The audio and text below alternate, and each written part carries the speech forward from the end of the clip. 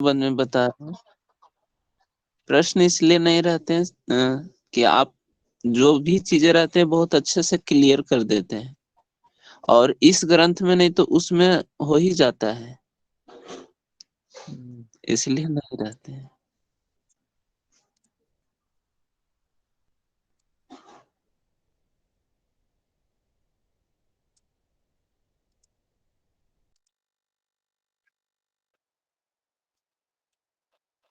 चलिए शुरू किया जाए। हम लोगों ने 70 नंबर श्लोक तक देखा था शिव संहिता में कल।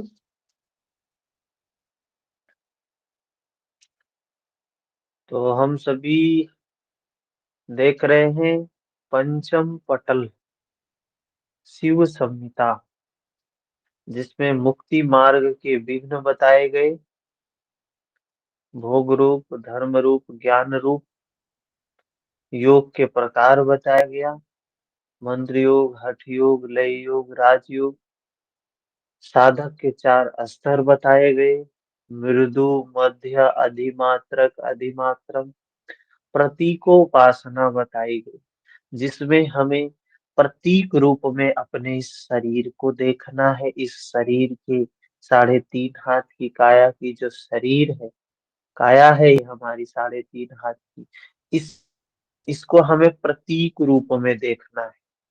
मैं मेरे के रूप में नहीं, कैसे देखना है? प्रतीक रूप में देखना है। जैसे हम शीशे में देखते हैं ना, शीशे में या अपने फोटो को देखते हैं प्रतीक रूप में। मैं मेरे का भाव नहीं है वहां पे, प्रतीक है, बस दृष्टा भाव, कहते तटस्थ भाव।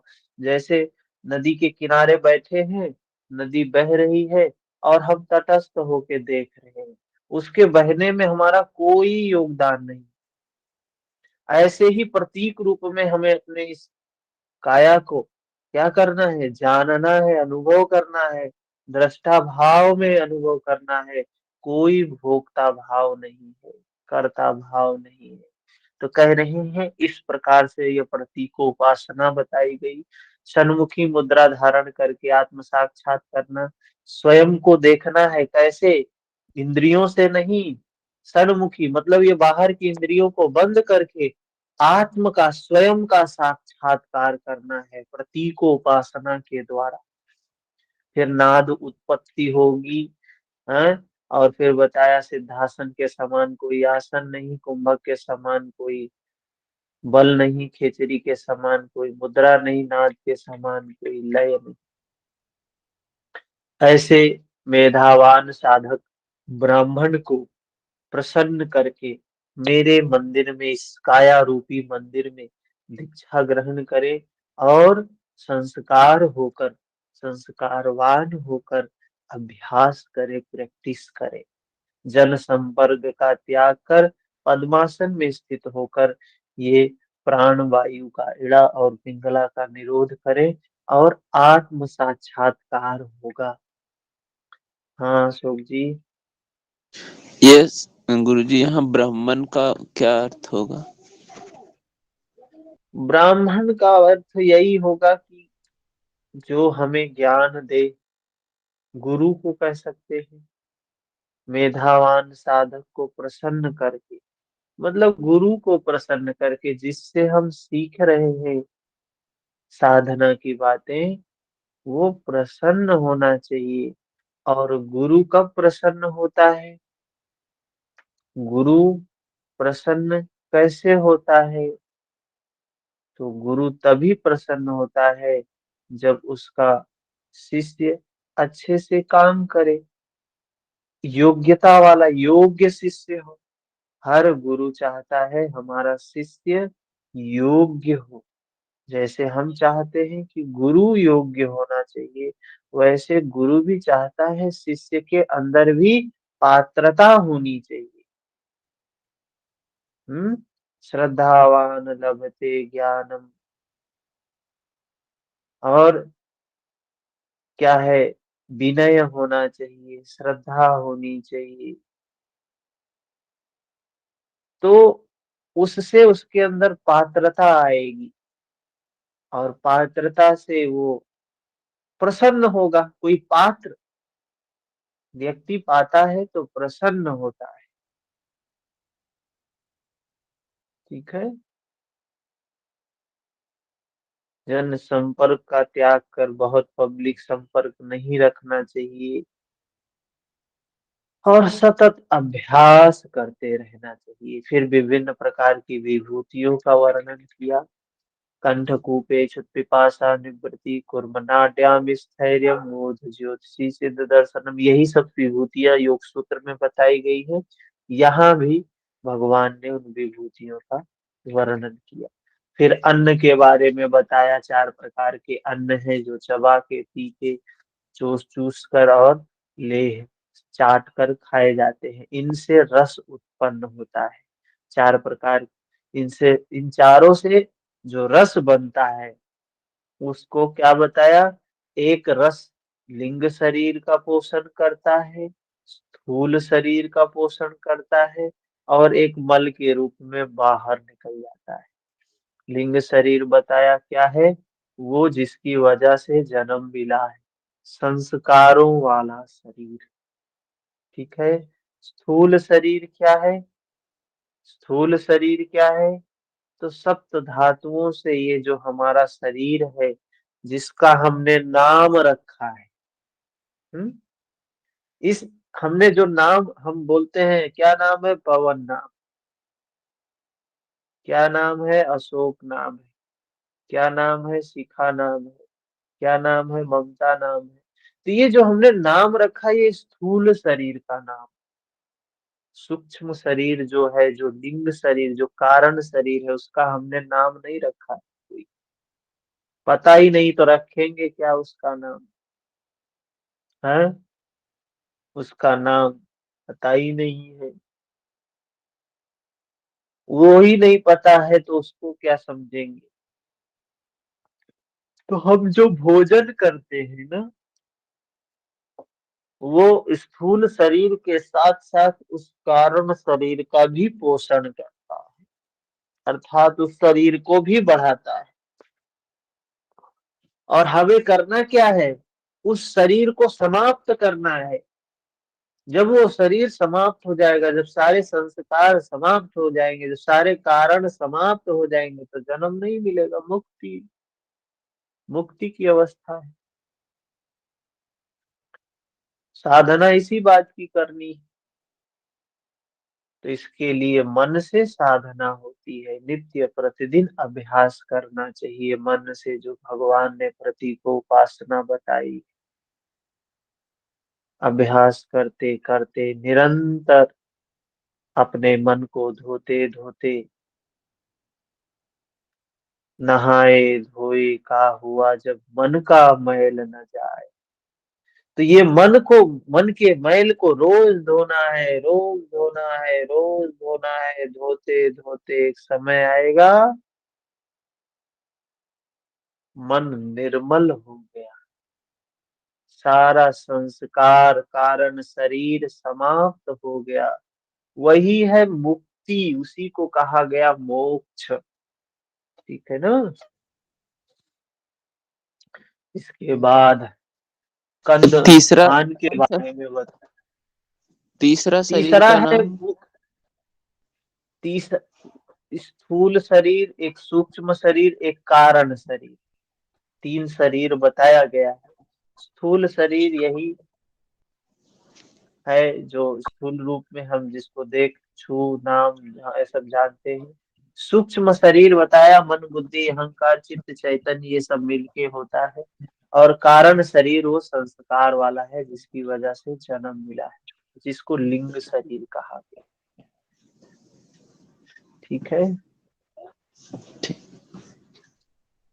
फिर गंध स्थान के बारे में बताया। ये गंध स्थान क्या है, तो गुदा से 2 अंगुल ऊपर, जनन इंद्री से 1 अंगुल नीचे, 4 अंगुल वाला परिधि वाला एक समकोण है। उसी में कुंडलिनी क्या करती है, निवास करती है। 3.5 फेरे लगाकर कुटिलाकृति वाली पूंछ को मुख में डालकर सुषुम्ना के विवर में स्थित रहती है। तो चलते हैं श्लोकों पर ध्यान देते हैं, क्या कहते हैं इस श्लोक में। ठीक है, 71 नंबर श्लोक।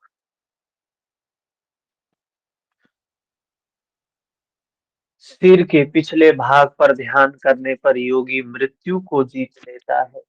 तो यहाँ पे ध्यान करने की बात बता रहे हैं पिछले भाग पर। तो क्या योग सूत्र में ऐसा है कोई? योग सूत्र भी आप खोल के रख सकते हैं। विभूति पाद में ऐसा कोई सूत्र है जो इस प्रकार से बात बताया है? हम्म, मूर्ध ज्योतिषी तो बताया है, लेकिन पिछले भाग पर ध्यान करने से क्या होता है? मृत्यु को जीत लेता है। हाँ, मृत्यु पर जीतने के लिए बताया है, महर्षि पतंजलि ने भी बताया है। कौन सा सूत्र है जिसमें कहा है मृत्यु पर विजय प्राप्त हो जाती है? हम्म,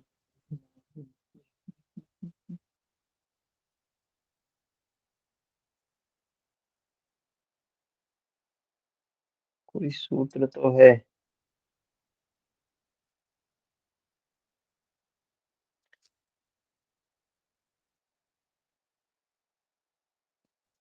भूत जया, इंद्रिय जया, काय संपद, प्रधान जया। ये बात की है कि कैसे भूतों पर विजय प्राप्त हो जाता है, इंद्रियों पर विजय प्राप्त हो जाता है, और प्रकृति पर भी विजय प्राप्त हो जाता है। हम्म भूमध्य में दृष्टि स्थिर कर से करने से जो उत्कृष्ट परिणाम प्राप्त होता है वह है पहले कहा जा चुका है। ठीक है, इसके बाद 71 72 नंबर श्लोक।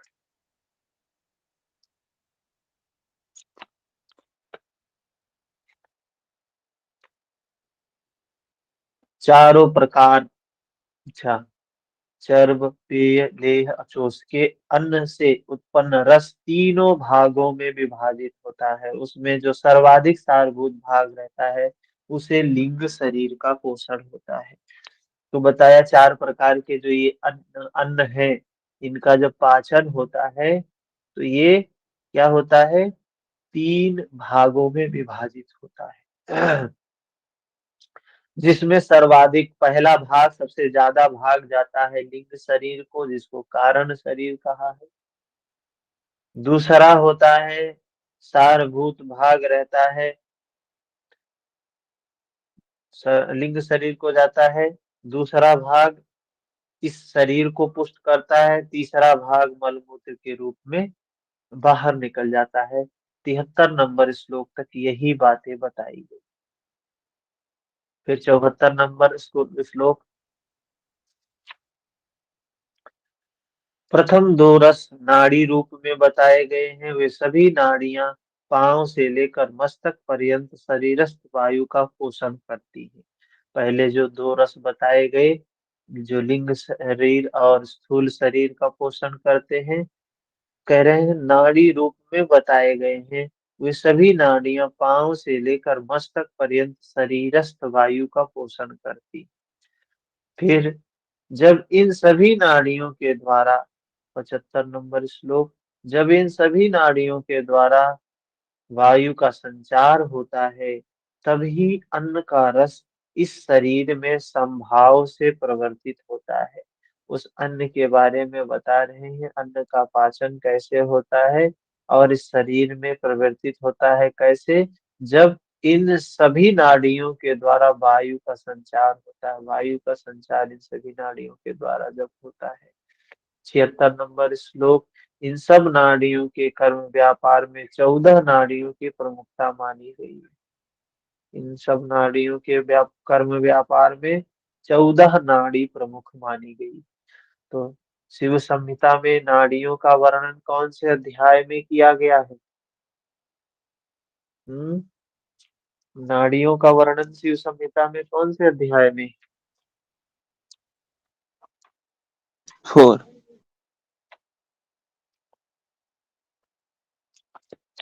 और अध्याय द्वितीय में? अध्याय।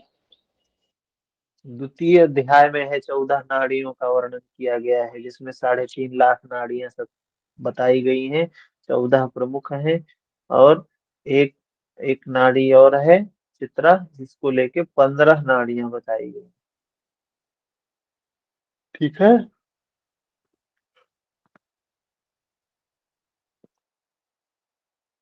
आगे क्या बता रहे हैं कि ये यहाँ बताया है कुछ, इन सब नाड़ियों के कर्म व्यापार में 14 नाड़ियों की प्रमुखता मानी गई है। ये प्राण संचार करने वाली नाड़ियां न किसी से अधिक सक्षम है, न किसी से न्यून है।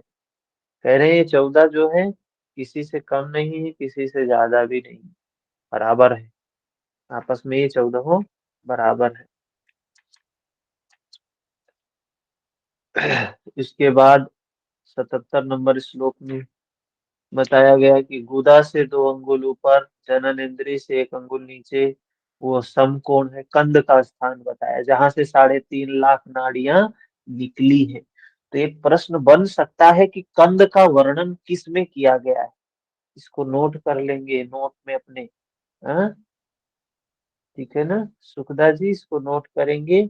ये पॉइंट छूटा हुआ है शायद हमारे नोट में, कंद के बारे में। अच्छा है, लिखा है हमने। तो ये कंद, कंद का वर्णन कौन से अध्याय में मिलता है, ये प्रश्न आ सकता है। ठीक है ना, कि कंद का वर्णन कौन से अध्याय में है, ये प्रश्न महत्वपूर्ण बन सकता है। पंचम पटल में है, जिसमें क्या बताया है, गुदा से 2 अंगुल ऊपर, जननेंद्री से 1 अंगुल नीचे, ये 4 अंगुल वाला समकोण है। तो कंद का आकृति कैसी है, ये भी प्रश्न बन सकता है कि उस कंद की आकृति से उस संहिता में कैसी बताई गई। समकोण है, त्रिकोण है, आयताकार है, ऐसे करके पूछा जा सकता है। ठीक है। फिर 78 नंबर श्लोक, गुदा एवं जननेंद्रिय के पीछे के बीच में पीछे की ओर मुख किए हुए योनि स्थान है, उसी में कंद की स्थिति कही गई है, उसी कंद में कुंडलिनी निवास करती है। कह रहे हैं वहां पे कुंडलिनी निवास करती है। 78 नंबर श्लोक हो गया। 79, समस्त नाड़ियों को घेर कर 3.5 फेरे लगाकर कुटिल आकृति वाली कुंडलिनी पूंछ को मुख में डालकर सुषुम्ना के विवर में रहती है। उस कुंडलिनी के बारे में बता रहे हैं, कहाँ रहती है, सुषुम्ना के विवर में रहती है। कैसे है, किस स्थिति में है, तो कह रहे हैं 3.5 फेरे लगाई हुई। तो उसकी फेरे मतलब समझ रहे हैं, 3.5 फेरे लगाकर वहां बैठी हुई है। कहाँ पर, कुंडलिनी पूंछ को मुख में डालकर बैठी हुई, पूंछ को कहाँ डाले हुई है, मुख में, सुषुम्ना के विवर में स्थित है। ठीक है। फिर 80 नंबर, गुरु यह जी, नाग नाग सर ये 3.5 ही फेरे क्यों लगा बताया गया है इसमें? देखो, 3.5 हाथ की काया है, ये हमारा शरीर जो है ना, 3.5 हाथ है। तो उस कुंडलिनी शक्ति की भी बताया गया है कि 3.5 फेरे लगाई हुई है। 3.5 का क्या तात्पर्य और हो सकता है। हमारा जो शरीर है, ये काया है, ये अपने हाथ से, अपने अगर हाथ से हम नापे स्वयं, तो हर व्यक्ति अपने हाथ से 3.5 हाथ का होता है। तो उसकी कुंडलिनी शक्ति भी 3.5 हाथ की होती, 3.5 फेरे लगाई हुई है, ऐसा बोला गया है। क्यों लगाया उसका तो कोई प्रश्न है। हम क्यों अपने हाथ से 3.5 हाथी होते हैं, इसका तो कोई प्रश्न नहीं हो सकता है। हम्म। हाँ, कुटिल आकृति वाली, कुटिल आकृति, कुटिल आकृति मतलब कैसे है, सरल आकृति नहीं है, कुटिल टेढ़ी मेढ़ी आकार वाली है। और पूंछ को मुख में डालकर, अपने पूंछ को ही अपने मुख में डालकर सुषुम्ना के विवर में स्थित रहती है। हाँ? यह नाग के समान सोई हुई अपनी ही प्रभा से प्रकाशमान, यह नाग के समान सोई हुई अपनी ही प्रभा से प्रकाशमान सर्प की भांति संधि स्थान में स्थित कुंडलिनी बीज संज्ञा वाली वाणी की देवी। देवता है। क्या कह रहे हैं 80 नंबर श्लोक में कि यह नाग के समान सोई हुई अपनी ही प्रभा से प्रकाशमान सर्प की भांति संधि स्थान में स्थित कुंडलिनी बीज संज्ञा वाली वाणी की देवता है। ठीक है, तो यहाँ कह रहे हैं वो सोई कैसे है, नाग के समान, जैसे नाग सोता है और उसमें तेज है, उसकी खुद की तेज है, किसी से दूसरे का तेज नहीं है, स्वयं का तेज है, प्रकाशमान सर्प की भांति संधि स्थान में स्थित। प्रकाशमान सर्प मतलब मणि वाला सर्प। जैसे नाग होता है ना जिसमें मणि होती है, उस मणि के जैसे सर्प के जैसे ही उसका तेज है उस कुंडलिनी का। और वाणी की देवता है, ऐसा बोला गया है, वाणी की देवता है बोला है। ठीक है, तो ये कुंडलिनी शक्ति के बारे में इसको नोट में और थोड़ा सा एलोबरेट करिएगा, इस बार बनाइए। कुंडलिनी को क्या बोला है, वो मणि युक्त नाग से उसकी तुलना की गई है, इतना प्रकाश है उसमें, और उसको वाणी की देवता कहा गया है शक्ति को। 81 नंबर श्लोक, यह विष्णु की पूर्ण एवं स्वर्ण के समान कांति मति शक्ति है, ऐसा समझना चाहिए। यह सत्व रज तम तीनों गुणों की जन्मदात्री है। कह रहे हैं यही है तीनों गुणों की जन्मदात्री। जो तीनों गुण, तीनों गुणों का जो खेल चल रहा है, ये यहीं से उत्पन्न हुए हैं।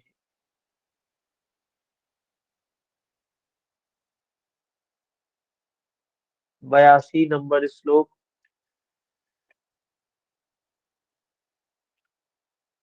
82 नंबर, योग में उस कुंडलिनी के अंतर्गत बंदूक पुष्प के समान लाल रंग के काम बीज को अक्षर रूप में प्रयुक्त बताया गया है। लाल रंग के काम बीज को अक्षर रूप, अक्षर मतलब अक्षर रूप बताया गया है। फिर 83 नंबर श्लोक, उस कुंडलिनी स्थान में सुषुम्ना भी काम बीज के साथ संलग्न रहती है। कह रहे हैं वहीं पर सुषुम्ना भी होती है। उस उत्तम काम बीज शरतकालीन चंद्रमा के समान स्वयं स्फुरित होता हुआ प्रकाशमान रहता है। 84 नंबर श्लोक, करोड़ों सूर्य के समान प्रकाशमान, करोड़ों चंद्रमाओं के समान सुशीतल इन कुंडलिनी को मिलाकर ही त्रिपुर भैरवी नाम से जाना जाता है। तो प्रश्न बन सकता है कि त्रिपुर भैरवी का वर्णन कहाँ किया गया है शिव संहिता में। त्रिपुर भैरवी का वर्णन शिव संहिता में पंचम पटल में किया गया है। ठीक है, कौन कौन सी चीजें हैं त्रिपुर भैरवी में, कुंडलिनी है, सुषुम्ना है और काम बीज है। तीनों को मिला के त्रिपुर भैरवी बोला गया है। हाँ लेखा जी बताएं। भैया अक्षर स्वरूप का क्या अर्थ है? अक्षर मतलब जो जिसका क्षय नहीं होता है, जो क्षरित नहीं होता है, जो नित्य है, जो शाश्वत है, जो सनातन है, जो धर्म है, जो ब्रह्म है, जो परमात्मा है, वो अक्षर रूप है। तो कह रहे हैं योग में उस कुंडलिनी के अंतर्गत बंधु पुष्प के समान लाल रंग के काम बीज को अक्षर रूप मतलब जो नित्य रहता है प्रयुक्त हुआ है, ऐसा बताया। ठीक है, त्रिपुर भैरवी नोट करने वाली बात है। बीज पर 85 नंबर श्लोक, वही उत्कृष्ट तेजोमय तत्व बीज नाम से कहा गया है। उसी ऊर्जा को, उसी सत्ता को क्या कहा है, बीज है। वह क्रिया शक्ति एवं ज्ञान शक्ति से युक्त होकर शरीर के सभी भागों में भ्रमण करता है। कह रहे हैं वह क्रिया शक्ति और ज्ञान शक्ति से युक्त होने पर सभी भागों में शरीर के भ्रमण करता है। ठीक है। 86 नंबर। यह बीज शक्ति कभी ऊर्ध्वगामी होता है, कभी जल में प्रवेश करती है, कभी सूक्ष्म एवं प्रज्वलित अग्निशिखा के रूप में योनि स्थान के अंतर्गत दिखाई देता है। वहीं उत्कृष्ट तेज स्वरूप स्वयंभू लिंग के नाम से जानी जाती है। ये सब पता नहीं साधना की ही बात है क्या है, कुछ ज्यादा स्पष्ट नहीं किया जा सकता है, इसके बारे में पता भी नहीं है हमें। तो एक प्रकार का स्वयंभू लिंग की बात कर रहे हैं। स्वयंभू मतलब जो स्वयं से स्वयं ही जो उत्पन्न होता है। 87 नंबर श्लोक। उपर्युक्त आधार कमल है। यह उपर्युक्त आधार कमल है जो ऊपर बताया ना, कह रहे हैं ये मूलाधार चक्र है, जिससे जिसके कंद में माँ है, 4 दलों वाला है, प्रत्येक दल पर ये वर्ण है। तो हमें अभी इतनी बातें याद में रखनी है, क्या क्या, कौन से चक्र, चक्र के नाम एक सीक्वेंस में, मूलाधार, स्वाधिष्ठान, मणिपुर, अनाहत, विशुद्धि, आज्ञा और सहस्त्रार, 7 चक्रों के नाम। और कितने दल हैं इसमें, कितने पेटल्स हैं इसमें, तो 4 6 10। कितना, 4, 4 2 6 4 10। एक क्रोनोलॉजी बना ले, 4 + 2 6 + 4 10। पहले में 2 जोड़ा, दूसरे में 4 जोड़ा, ठीक, 10 हो गया। अब 10 में 2 जोड़ेंगे 12, 12 में 4 जोड़ेंगे 16। तो 2 जोड़ना है और 4 जोड़ना है।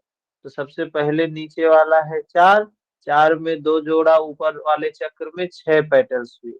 फिर पेटल्स 6 में 4 जोड़ा तो 10 पेटल्स हुए। अब 10 में 2 जोड़ेंगे तो 12 पेटल्स होंगे, 12 में 4 जोड़ेंगे तो 16 पेटल्स होंगे। इस तरीके से 4 6 10 12 और 16 इतने पेटल्स हैं, दल हैं। ठीक है। तो बताया यहाँ मूलाधार में 4 है। पूछा जाता है, प्रश्न आता है, अभी के लिए इतना ही याद रखेंगे, ठीक है। आगे चलते हैं। 88 नंबर। यह कुल नामक चक्र स्वर्ण के समान कांतिमान स्वयंभू लिंग के नाम से प्रसिद्ध है, जिसमें द्विरंड नामक सिद्ध है। डाकिनी का नाम अधिष्ठात्री देवी है। तो इसमें इसको स्वयंभू लिंग के नाम से इसको बोला जाता है। मूलाधार चक्र को क्या बोला जाता है, स्वयंभू लिंग के नाम से बोला जाता है। तो ये ध्यान में हो, याद हो ये बातें। स्वयंभू लिंग, स्वयं जो उत्पन्न हुआ है उसको कहा स्वयंभू लिंग है। हाँ? और जिसमें सिद्ध कौन है, द्विरंड नामक सिद्ध है। डाकिनी देवी कौन है, डाकिनी, डाकिनी देवी है। तो यहाँ से प्रश्न आ सकते हैं, इसलिए एक दिन में एक ही चक्र के बारे में पढ़े, एक दिन में सिर्फ एक चक्र के बारे में पढ़े। तो नोट कर लें, मूलाधार चक्र। आज आपको ये इतनी चीजें याद रखनी है। मूलाधार चक्र, पेटल्स कितने हैं, 4 4। पेटल्स हैं। हाँ, 4 पेटल्स हैं और इनके बीज मंत्र भी हैं। इनके बीज मंत्र भी हैं। और लम इसका बीज मंत्र है, लम। ठीक है। देवी कौन है? डाकिनी देवी। और रंग क्या है? रंग कोई बताएगा, रंग क्या है? लाल रंग। मूलाधार चक्र का रंग क्या है? लाल। तो मूलाधार चक्र लाल रंग, 4 पेटल्स। और डाकिनी देवी, देवता कौन है इसका? इसका देवता कौन है? देवी तो डाकिनी है, देवता कौन है?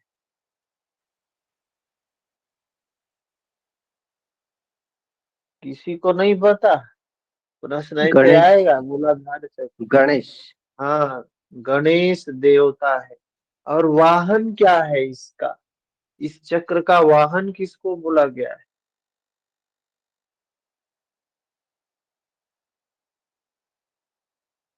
हैं?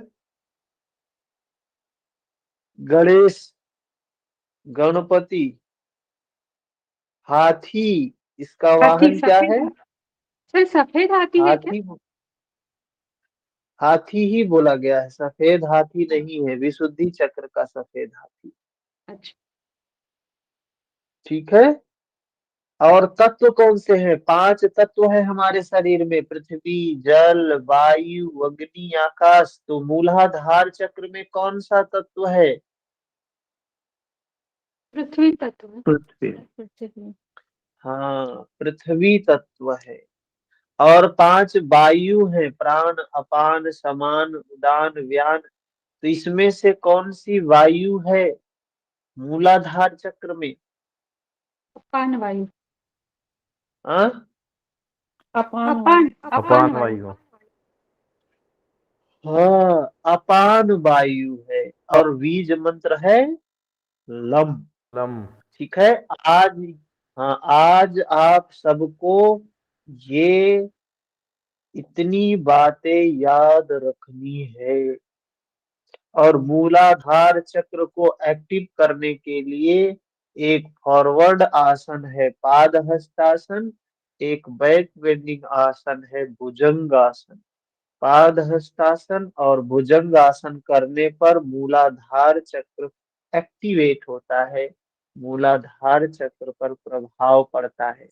तो आज आप मूलाधार चक्र के इतिहास, भूगोल, ज्योग्राफी सब पढ़ लेना है, रट लेना। ठीक है।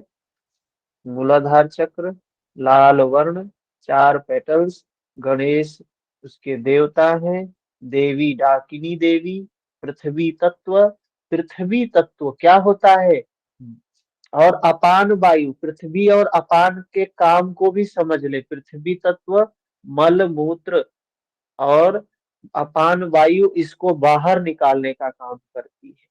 समझाने के लिए टेक्निक है, समझाने के लिए बात समझ में आ जाए। पृथ्वी क्या होती है? भारी होता है, स्थूल होता है। तो मल मूत्र जो वेस्ट मटेरियल होता है शरीर का, अनावश्यक पदार्थ होता है, अपान वायु उसको बाहर निकालती है।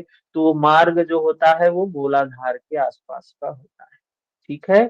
इसको याद कर लेंगे अच्छे से। हमने तो इसको कितना खोजा था, हमने जब स्वयं तैयारी कर रहे थे तो हमने खोजा था, बहुत सी जगहों से खोज के फिर इसको बनाया था। आपको तो आसानी से मिल गया, चक्र कौन सा है, वर्ण कौन सा है, पेटल्स कितने हैं, देवी कौन, देवता कौन, वायु कौन, तत्व कौन, बीज मंत्र क्या, ये सब। लेकिन बुद्धिमानी यही है, पुरुषार्थ यही है कि याद कर लो। तो एक दिन में एक का याद करना है। ठीक है। इतना ही लेना चाहिए जितना डाइजेस्ट हो जाए, पचता नहीं है। एक दिन में अगर हम सारा पढ़ लेंगे पचेगा ही नहीं। हम्म। आगे चले। मूलाधार का देख लिया। इस 89 मूलाधार पद, पदम के बीच में योनि स्थान है। इस मूलाधार में ही योनि स्थान है, वहीं पर कुंडलिनी स्थित है। तो कहीं प्रश्न भी पूछा जा सकता है, ये कुंडलिनी शक्ति कहाँ है? तो मूलाधार में स्थित है। मूलाधार में योनि स्थान कहाँ बताया गया है? तो शिव संहिता के 5वें पटल। उसके ऊपर एक तेज सतत प्रकाशित होता रहता है तथा काम बीज भ्रमण करता रहता है। ऐसी मान्यता है, ऐसी मान्यता है। 90 नंबर, जो बुद्धिमान साधक है, जो बुद्धिमान साधक है, योगी हैं, इस मूलाधार चक्र में सदा ध्यान करते हैं। उनका ध्यान सदैव मूलाधार चक्र में होता है। उसको क्रम से भूमि त्याग रूप दारदूरी सिद्धि प्राप्त होती है। कह रहे हैं जो मूलाधार चक्र में ध्यान करते हैं उसको भूमि त्याग अर्थात भूमि से ऊपर उठने की क्षमता, आकाश गमन करने की क्षमता, दारदूरी सिद्धि, ये सब प्राप्त होती है। ठीक है। 90 91 श्लोक में क्या है? 90, इस मूलाधार पर ध्यान करने से शरीर की उत्तम कांति होती है। जो इस मूलाधार चक्र में ध्यान करता है उसके शरीर में एक तेज होता है, उत्तम तेज होता है, उत्तम तेज। ठीक है। जठराग्नि बढ़ जाती है, आरोग्यता होती है, हैं? आरोग्यता होती है, पटुता होती है, सर्वज्ञता होती है। ये उसके लाभ बता रहे हैं। फिर 92 नंबर श्लोक। सर पटुता क्या होता है? पटुता भी कोई अच्छी ही चीज होती होगी। पटुता, हम्म, आरोग्यता, पटुता हम कह सकते हैं स्पष्टता। ये जो शब्द है ना, बिल्कुल सरल, अच्छे, वाक पटुता बोला जाता है। क्या होता है कि पट वाक बोलने पटुता में मतलब निपुण। वाणी अच्छी, बोलने में निपुण, मतलब जो शब्द बोलेगा ना लोगों को बहुत प्रिय लगेगा। तो पटुता मतलब हम कह सकते हैं वो स्थिति उसकी हो जाएगी, उसका आचरण, उसका चेहरा, उसका शरीर, उसकी वाणी, उसका व्यवहार, सब कुछ अच्छा लगेगा लोगों को। तो वो पटुता, वाक पटुता भी लिखा होता तो वाणी में अच्छा, लेकिन पटुता मतलब सब कुछ अच्छा ही अच्छा है। ठीक है ना। जी सर। 92 में भूत वर्तमान भविष्य सभी कालों की कारण सहित जानकारी हो जाती है। उसको भूत भविष्य वर्तमान सब पता होता है। कौन क्या होने वाला है, कैसे क्या था, सब कारण सहित उसे पता चल जाता है। जिन जिन जिन शास्त्रों का श्रवण नहीं किया है उनका भी रहस्य सहित ज्ञान निश्चित रूप से हो जाता है। कह रहे हैं उस पुरुष को, उस महापुरुष को सब पता चल जाता है। 93 नंबर श्लोक। इस प्रकार ध्यान करने से योगी के मुख पर सरस्वती देवी सदा नृत्य करती है। कह रहे हैं इस प्रकार से ध्यान करने से योगी के मुख पर सरस्वती देवी क्या है? वाणी की देवी है सरस्वती, सदा नृत्य करती है। मतलब ऐसा योगी अगर किसी को कुछ आशीर्वाद दे देगा सफल हो जाएगा। ऐसा पुरुष, ऐसा संत पुरुष, क्यों लोग कहते हैं आशीर्वाद लेना चाहिए? हाँ, आशीर्वाद लेना चाहिए क्योंकि उनकी वाणी से जो निकल जाएगा वो होना उस ब्रह्मा की लेखनी हो जाती है। कहते हैं किसी का श्राप नहीं लेना चाहिए। श्राप भी बहुत है। आप भगवान कृष्ण को भी श्राप लगा, लगा कि नहीं लगा? किसका श्राप लगा? डहेलिया का सर। गांधारी का। गांधारी का। तो श्राप और आशीर्वाद, अच्छा और बुरा दोनों हो सकता है, तो उस योगी के वाणी पर सरस्वती जी वास करती।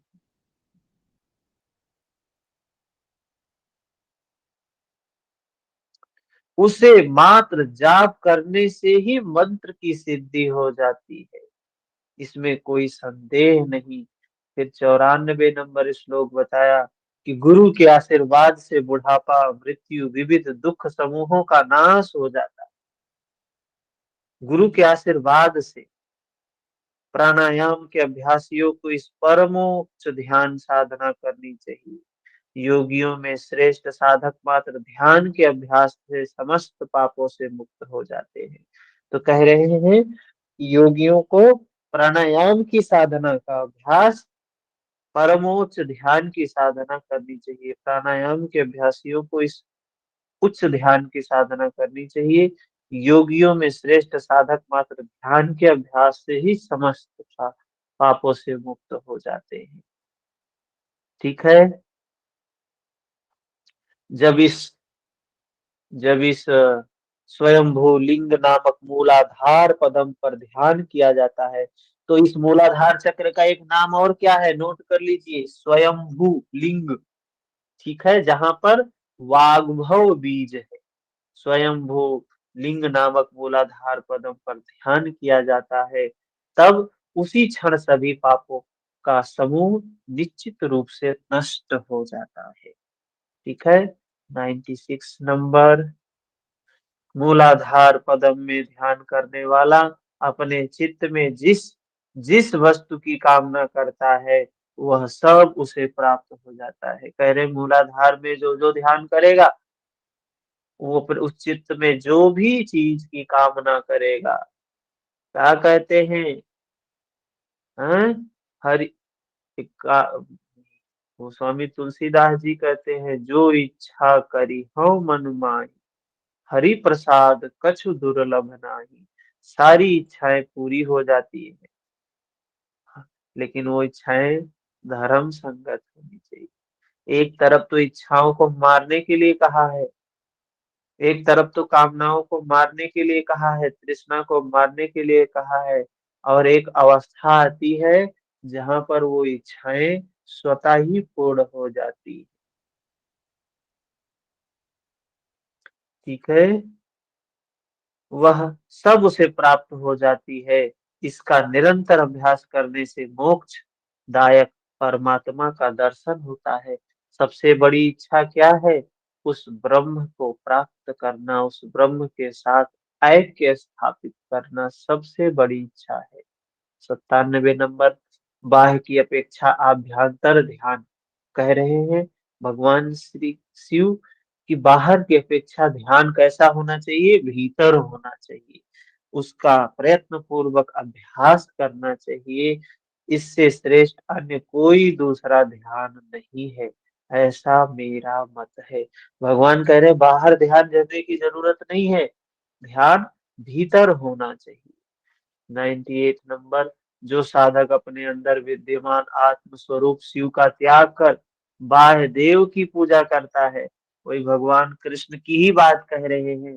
जो साधक अपने भीतर में जो विद्यमान है परमात्मा, जो स्वरूप, उसको छोड़कर, जो भीतर में जो शिव है उसको छोड़कर बाहर शिवालय में घूम रहा है, बाह्य देव की पूजा करते हुए अपने हाथ में स्थित पिंड को छोड़कर जीवन की आशा से इधर उधर भटकते हैं, भगवान शिव भी वही बात कह रहे हैं कि जो अपने अंदर बैठे हुए शिव को छोड़कर बाहर शिवालय में घूम रहा है, द्वादश ज्योतिर्लिंग का दर्शन कर रहा है, अपने भीतर जो लिंग है उसको छोड़ के बाहर घूम रहा है, तो वही मृग की हालत है, कस्तूरी कुंडल बसे मृग ढूंढे बनमा।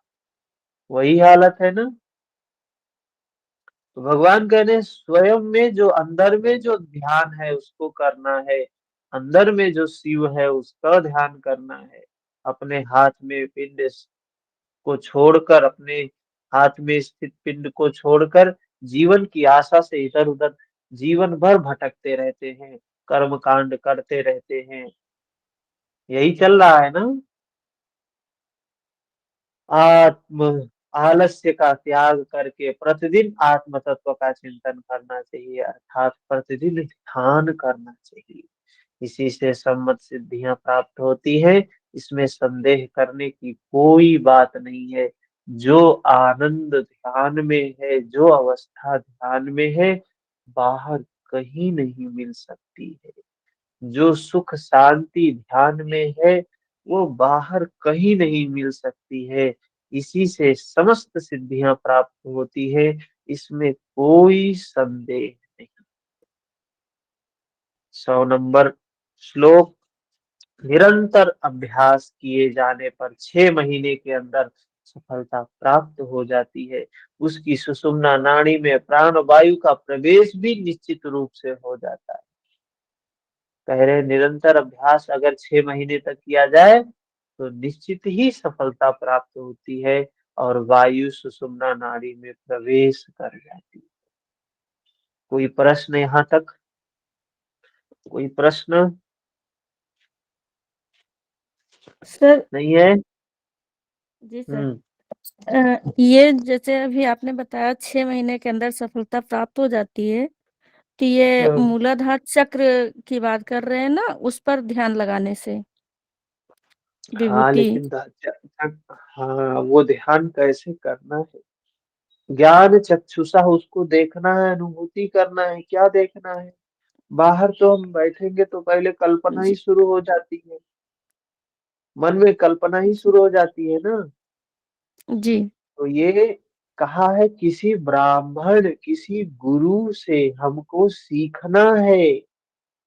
शिवालय में बैठ के सीखना है। सीखेगा नहीं आदमी पढ़ के और सोचे चलो हम कल से ध्यान शुरू करते हैं, मूलाधार चक्र पे बैठ के ध्यान, तो कल्पना ही करेगा बेचारा। क्या अनुभूति होगी? कोई अनुभूति नहीं होगी। बस बैठ के वहां मूलाधार चक्र है, ऐसा है वैसा है। ये साधना में कल्पना बिल्कुल नहीं होता है। शरीर की कल्पना बिल्कुल नहीं होती है, किसी चक्र की कल्पना बिल्कुल नहीं होती है। ज्ञान चक्षुषा हम देखते हैं। वो देखने के लिए भगवान कह रहे हैं किसी ब्राह्मण के उसमें उसको प्रसन्न करके उसको सीखे, जाने, फिर अभ्यास करे। तो ऐसी जगह जाना पड़ेगा जहाँ पे ये चीजें सिखाई जाती। ठीक है, तो बिल्कुल कर जी सकते हैं, जा सकते हैं। सारे लोग ये अवस्था प्राप्त कर सकते हैं। बिल्कुल, ये कोई कल्पना नहीं मैं बोल रहा हूँ, अनुभूति की बात बता रहा हूँ कि हर व्यक्ति इस अवस्था को पा सकता है, हर व्यक्ति अवस्था को पा सकता है इसको। सर, जैसे अभी इन्होंने पिछले भी बताया था, पवना अभ्यास द्वारा नाड़ी हम्म सुषुम्ना में प्रवेश हो हाँ, जाती है, हम्म और सर यहाँ भी वही बता रहे हैं। देखिए क्या है ना, तो निर्धारित क्रिया तो एक ही है, सबने बताया है। काम एक ही करना है, भगवान कृष्ण ने भी बताया, भगवान शिव ने भी बताया। लेकिन करने के लिए तरह तरह से समझाया है। बात वही बताते हैं, बस तरह तरह से समझाते हैं कि कंफ्यूजन ना हो किसी को। लेकिन इंसान फिर भी कंफ्यूज हो जाता है, मनुष्य भटक रहे हैं। भगवान ने कितने सरल तरीके से और तमाम तरीके से बता दिया। अरे किसी भी तरीके से तो समझ में आ जाए बच्चे को। हम बच्चे छोटे बच्चे को जब पढ़ाते हैं तो तमाम उदाहरण दे के समझाते हैं, तमाम प्रकार से उसको समझाते हैं। हमारा हमारा उद्देश्य होता है सिर्फ इस छोटे से बच्चे को बात समझ में आ जाए, यही लिए हम समझाते हैं उसको ना। तो यही लिए भगवान ने भी तरह तरह से ये चीजें बताया है कि ये करे वो करे, कुछ भी करे, करे काम वही जिससे कल्याण हो। हम्म जी sir, okay, thank you sir. ठीक, समाप्त करें यहीं पर।